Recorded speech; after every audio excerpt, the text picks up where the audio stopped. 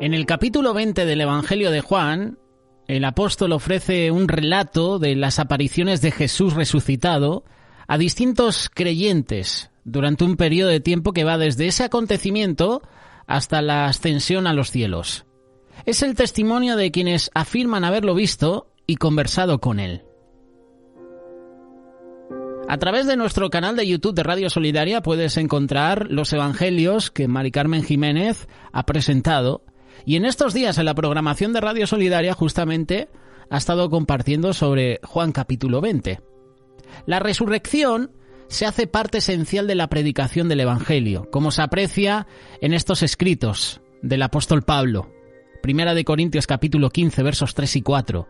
Porque primeramente os he enseñado lo que asimismo recibí, que Cristo murió por nuestros pecados conforme a las Escrituras, y que fue sepultado y que resucitó al tercer día conforme a las Escrituras. Bienvenidos a este espacio Aprendiendo de. Mari Carmen nos hablaba sobre María Magdalena, ese testimonio, ese encuentro con Jesús. Y a raíz de ese espacio, de ese evangelio, de escuchar este mensaje, pues hemos querido indagar un poquito sobre María Magdalena. Juan considera la resurrección como el último tramo del tránsito hacia el Padre. No debe olvidarse que Jesús insistió antes de la cruz que él iba al Padre de donde había venido. La tumba se abre, simbólicamente hablando, para que el cuerpo resucitado de Jesús se haga visible a los suyos. Lo que me llama la atención es que ninguno de los evangelios describe la resurrección, sino los resultados de la resurrección, es decir, el Señor resucitado. Nadie fue testigo del acontecimiento en sí, no hay un detalle de cómo se produjo este hecho, simplemente se afirma que ocurrió, presentando dos grandes evidencias: el sepulcro vacío y las apariciones a distintos testigos en diferentes lugares y tiempo. Te invito a que leas Juan capítulo 20. Del versículo 1 al versículo 10 habla sobre la tumba vacía. Las narraciones de la resurrección comienzan con la historia de la visita al sepulcro. María Magdalena ve quitada la piedra y regresa inmediatamente para informar a Pedro y a Juan. Ella piensa que al estar la tumba vacía, alguien o algunos habían llevado de allí el cuerpo de Jesús. Y eso ocurría con frecuencia en aquel tiempo, sobre todo en las tumbas de los ricos. Los dos discípulos corrieron al sepulcro. Juan llega primero, pero el más impulsivo Pedro entra enseguida a la tumba. Juan llega primero, pero Juan se queda a esperar, se queda fuera. Pedro llega segundo, pero Pedro es el que toma la iniciativa, es el que entra a la tumba. Juan después le sigue dentro. Vieron los lienzos puestos allí y el sudario enrollado en un lugar aparte. Eso da señales de que el cuerpo no había sido robado. Pero Pedro y Juan no entendieron. El versículo 8, esto sí que me llama la atención, dice que Juan vio y creyó. Vamos a leerlo. Entonces entró también el otro discípulo, hablando de Juan, que había venido primero al sepulcro y vio y creyó. ¿Creyó qué? Esa es la pregunta. ¿Creyó qué? Aunque el relato no nos dice qué fue lo que Juan creyó, es obvio que él entendió que Jesús estaba realmente vivo. Aún no comprendía verdaderamente el alcance de la resurrección que traía consigo, pero creía que Jesús había resucitado por lo que sus ojos habían visto. Y me llama la atención que el que está narrando la historia dice que Juan creyó. ¿Cómo se sabe que el que está narrando la historia que Juan creyó? Posiblemente porque Juan, y ya esto lo confirma, es el que escribió este evangelio. Lo vivió con sus propios ojos. Juan vio y creyó. Bienaventurados los que no vieron y creyeron. Eso somos tú y yo. No hemos visto los milagros de Jesús en esa época, pero creemos por la fe. Bienaventurados los que no vieron y creyeron. Y aquí Juan fue bienaventurado porque vio y creyó. La reacción de Pedro no se describe en detalles, pero él, en el versículo 9, hace una observación interesante acerca de ambos. A pesar de lo que le enseñó Cristo en su ministerio terrenal y del conocimiento de ellos acerca de lo que decían las Escrituras, no supieron que lo que habían observado había sido específicamente profetizado. No cabe duda de que interpretando el Antiguo Testamento, a la luz del Nuevo Testamento, hay evidencias del anuncio de la resurrección de Jesús en las profecías. A modo de ejemplo, Jesús se refirió a la señal de Jonás sobre su resurrección. Jonás capítulo 1, verso 17. Oseas también profetizó sobre eso. Oseas capítulo 6, verso 2. El profeta Isaías hace mención a eso también. Isaías 53, versos del 10 al 12. Como también el libro de los Salmos, capítulo 16, verso 10. Pedro y Juan dejaron la tumba, verso 10. Juan no dio detalles de lo que hicieron después, sino que volvió a referirse ¿a quién? A María Magdalena. Es otra de las protagonistas de este pasaje. Ella había seguido a los discípulos a la tumba. A pesar de la reacción que ellos tuvieron ante la evidencia de la resurrección, ella estaba perturbada. Había dudas.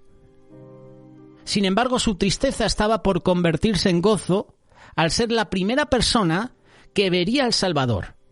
Pedro y Juan toman la iniciativa. Pedro entra al sepulcro, Juan espera, pero luego entra Juan y creyó sin ver a Jesús. Es curioso porque Juan no había visto a Jesús en ese momento. ¿Quién fue la primera en verlo? María Magdalena. Puedes leerlo en el versículo 11 hasta el versículo 18.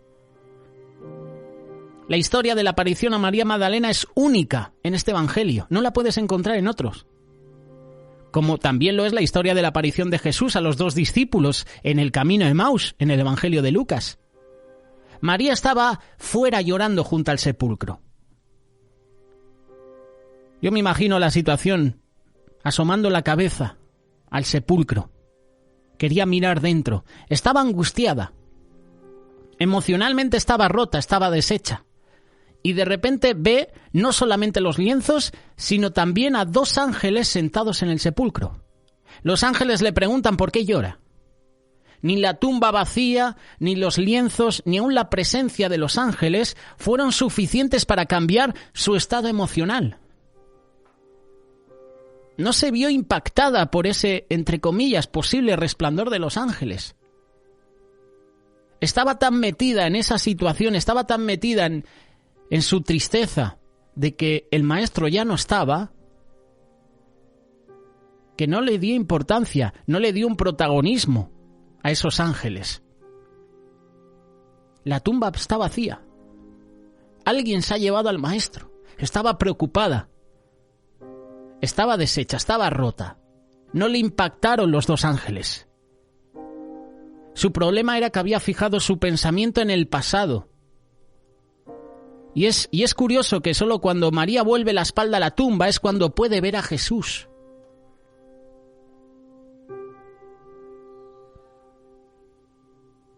Muchas veces Dios no interviene a favor nuestro con la respuesta necesaria hasta que no nos convencemos de que no hay otra solución. Cuando todos nuestros recursos físicos, emocionales se hayan agotado, entonces nos vamos a dar cuenta de que toda nuestra esperanza está en Dios. Es en ese momento que Él entra y nos recuerda que Él siempre está ahí. Su liberación es una bendición aún mayor cuando aprendemos que nuestra confianza en Él debe ser completa. Y Jesús repite la pregunta: mujer, ¿por qué lloras? Versículo 15.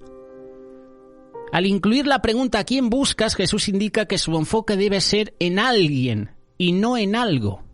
¿A quién buscas? Si no sería ¿qué buscas?, ¿verdad? Ella buscaba un cadáver y Jesús se presenta en persona. Pero sus pensamientos estaban tan fijados en el pasado que le confunde ¿con quién? Con el hortelano. Puedes leerlo. Evangelio de Juan, capítulo 20. Verso 15. Jesús le dijo: mujer, ¿por qué lloras? ¿A quién buscas? Ella, pensando que era el hortelano, le dijo: Señor, si tú te lo has llevado, dime dónde lo has puesto y yo lo llevaré. No reconocía la voz de Jesús. No reconocía estas dos preguntas: ¿por qué lloras? ¿Y a quién buscas? Estuvo 3 años Jesús sobre la tierra. Yo creo que era tiempo suficiente para que le resultara familiar esa voz. Yo sí trabajo, por ejemplo, en este medio de comunicación y estoy 3 años hablando, seguramente tú me escuchas hablar en otro momento y reconoces mi voz. María estaba tan aturdida, estaba tan metida en sus problemas, en esa situación de que el cuerpo no estaba, que se olvidó de la voz de Jesús. Dice la palabra que las ovejas oyen la voz del pastor. En este caso, María no estaba escuchando la voz de Jesús. Es entonces cuando una sola palabra la hace reaccionar. Jesús la llama por su nombre, María. Es en ese momento cuando María se da cuenta que es Jesús. Versículo 16. Jesús le dijo, María. Volviéndose ella le dijo, Raboni, que quiere decir maestro. Fue en ese momento cuando Jesús la llama por su nombre que María entra en sí, vuelve en razón. Es en ese momento cuando María reacciona. Jesús la llama por su nombre. María, seguramente en la forma que le era habitual cuando estaba en su ministerio terrenal, aquella voz, aquella forma era inconfundible para ella. No reconocía la voz de Jesús cuando le preguntó, mujer, ¿por qué lloras? ¿A quién buscas? No estaba reconociendo ahí la voz de Jesús, pero cuando dice María, entonces vuelve en sí. Jesús había dicho que sus ovejas conocen su voz. Puedes leerlo, Juan capítulo 10, verso 4. Y la oscuridad en el pensamiento de María dio paso a la luz de la presencia de Jesús. Se produjo en ese momento un cambio en su vida. Las lágrimas desaparecieron y el gozo la llenó en plenitud. La reacción de María fue inmediata. Volviéndose hacia Jesús, le llamó maestro, Raboni, que como es habitual en Juan, lo traduce como maestro. Ese título se usaba con frecuencia para hablar de Dios. Y no es poco el amor y la familiaridad que María sentía por Jesús, pero no es menos el respeto que le merece aquel que es Dios hombre, maestro. En ese momento debemos recordar que aunque es nuestro amigo personal, es nuestro hermano, no deja de ser el soberano, el eterno Dios. A él se le tiene que dar el debido respeto, respeto supremo. María no dejaba de abrazar los pies de Jesús, ella quería mantenerse cerca del Señor, pero Él tenía otra misión para ella, otra misión que ella tenía que cumplir. María era comisionada por Jesús para ir a dar testimonio a los discípulos, en este caso llamados hermanos. Les tenía que compartir que Jesús había resucitado. Puedes leerlo en el versículo 17. No me toques. No me toques porque aún no he subido a mi Padre. Mas ve a mis hermanos y diles, subo a mi Padre y a vuestro Padre, a mi Dios y a vuestro Dios. No me toques, le dice Jesús a María. En cierto modo Jesús estaba diciendo a María que primeramente debía llevar el mensaje y que luego el cambio se iba a producir en sus vidas más adelante. El mensaje encomendado es sencillo, dile a mis hermanos que subo a mi Padre. El Señor les recordaba con ello que no debían esperar ya la presencia corporal suya, como la habían tenido durante los 3 años que estuvieron con Él. El tiempo de regreso al Padre, que les había sido anunciado, estaba a punto de cumplirse, y con ello se abriría el tiempo de la relación como espiritual con Él, la presencia del Espíritu Santo. Era necesario que resucitase, pero también era necesario que ascendiese, porque entre otras cosas permite un cambio posicional de los creyentes que, no siendo del mundo, son ya ciudadanos del cielo. Están ya posicionados con Cristo en los lugares celestiales, como dice Efesios capítulo 2, verso 6. Por lo cual debemos buscar las cosas de arriba, donde está Cristo sentado a la diestra de Dios. María ya no tenía una fijación en el pasado. El Señor le había encomendado que fuese a los discípulos y ella no tardó. Al momento fue. Versículo 18. Fue entonces María Magdalena para dar a los discípulos las nuevas de que había visto al Señor y que Él le había dicho estas cosas. María hizo 2 cosas. Consoló a los discípulos contándoles el encuentro con Jesús y les comunicó el mensaje que Jesús le había dado para ellos.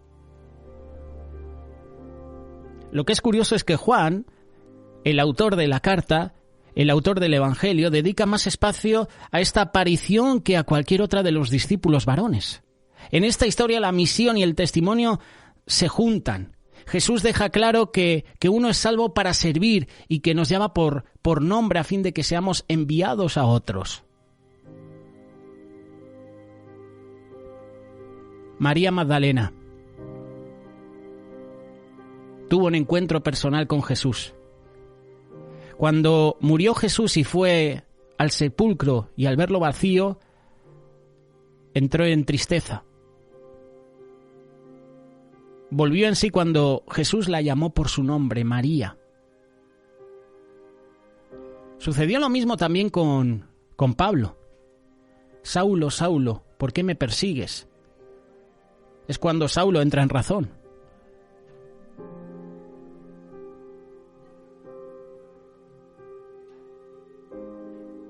Era necesario que Jesús resucitase. Era necesario que sucedieran estas cosas. Y María Magdalena fue transformada.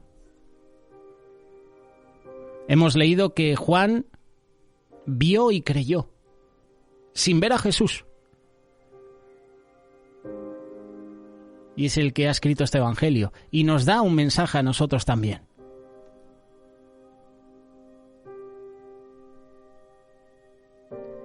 Primeramente os he enseñado lo que asimismo recibí, que Cristo murió por nuestros pecados, conforme a las Escrituras, y que fue sepultado, y que resucitó al tercer día, conforme a las Escrituras. Palabras de Pablo. Primera de Corintios, capítulo 15, versos 3 y 4. La tumba está vacía. Hay religiones que aún siguen manteniendo a Jesús en la cruz, cuando Jesús ya no está en la cruz, ha resucitado. Muchas veces nos centramos en la muerte de Jesús, en la cruz del Calvario, pero nos olvidamos de la resurrección. Jesús murió por mí, es el mensaje que muchas veces compartimos. Él dio su vida en la cruz, dio hasta la última gota de su sangre en la cruz, cargó con nuestros pecados en la cruz, pero nos olvidamos que al tercer día resucitó. Compartimos mucho sobre la cruz, pero no compartimos mucho también sobre la resurrección de Jesús.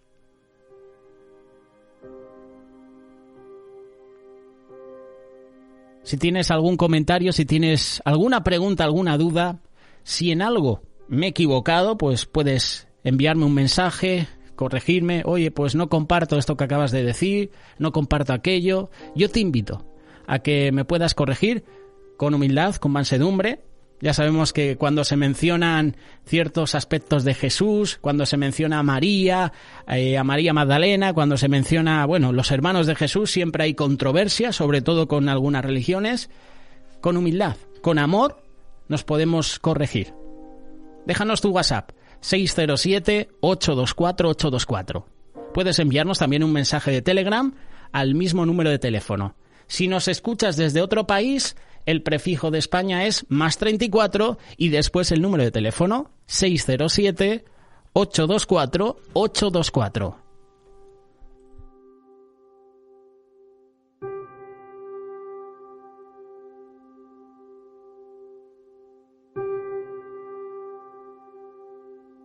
Radio Solidaria, una radio comprometida.